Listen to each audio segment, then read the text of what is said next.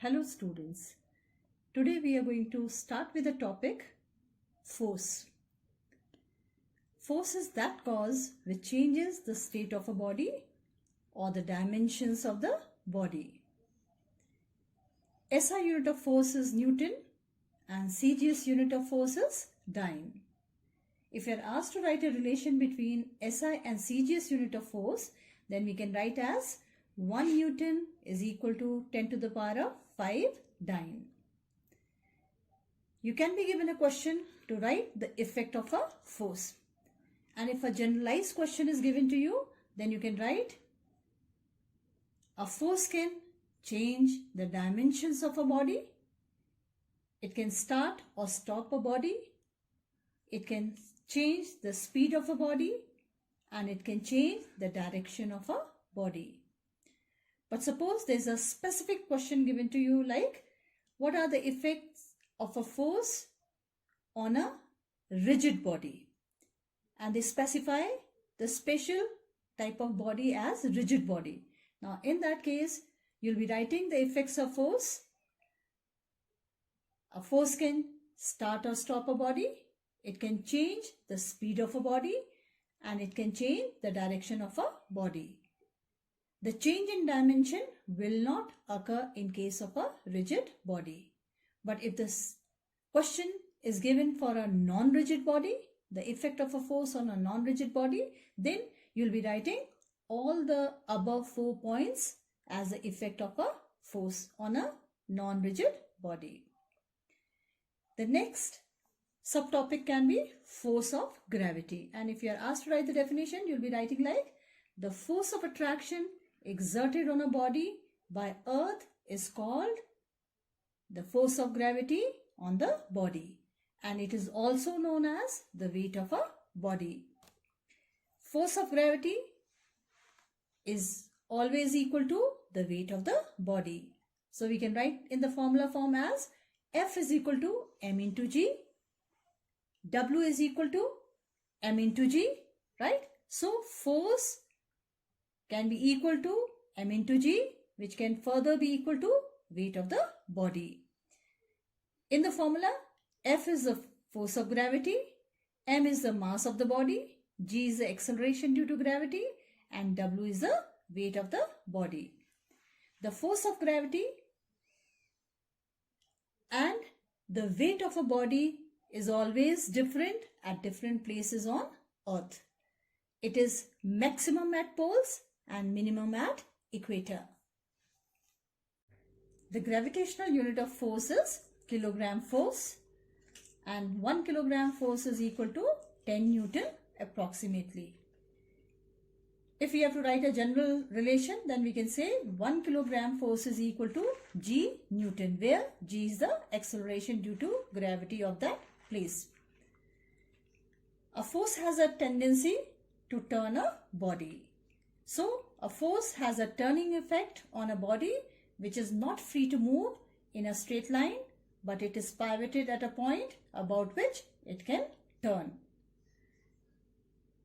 There are a number of factors on which the turning effect on a body depends.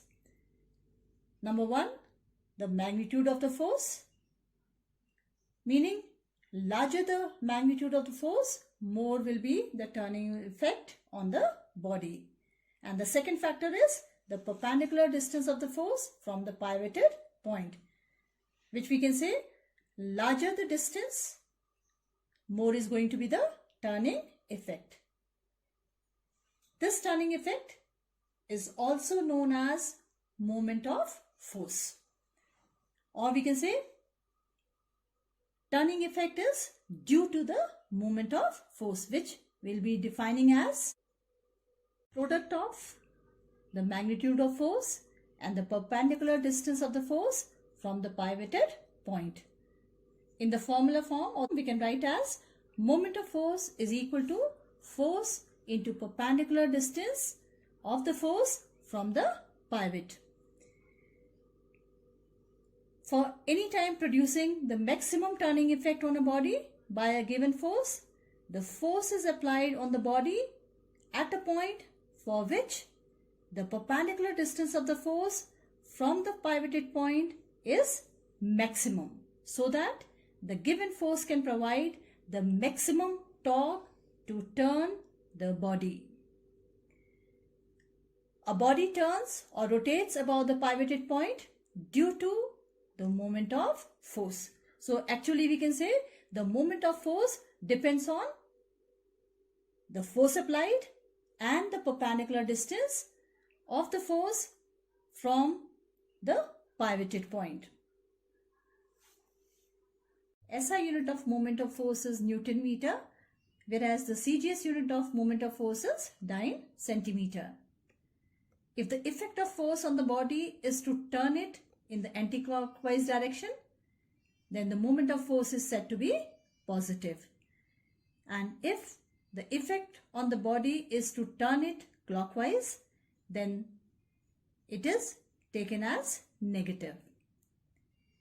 The direction of rotation of a body can be changed either by changing the point at which the force is applied or by changing the direction of force applied.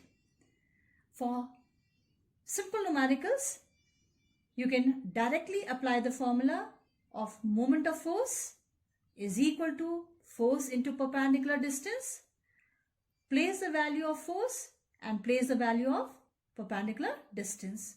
Multiply the two, you will be given the answer for moment of force in Newton meter. Anytime you are solving the question, please make sure that both the systems should be in the same manner, right? That means if you are taking force in CGS system, the distance also should be in the CGS system. If you are taking force in the SI system, the distance also has to be taken in SI system.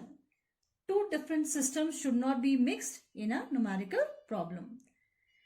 Out of the three, the moment of force, force and perpendicular distance, two of the things will be given to you and the third quantity you will be asked to calculate.